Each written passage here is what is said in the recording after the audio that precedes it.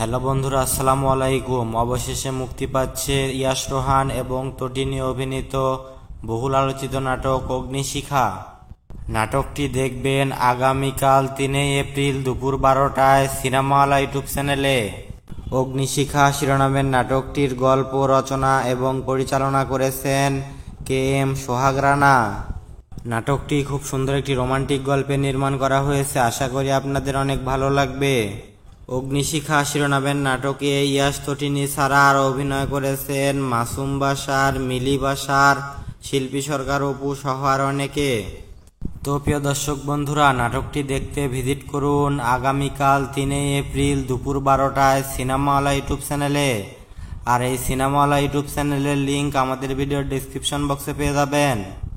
তো সবাই ভালো থাকবেন এবং পরবর্তীতে বাংলা নাটকের নিত্য নতুন সকল আপডেট পেতে আমাদের চ্যানেলটি সাবস্ক্রাইব করুন।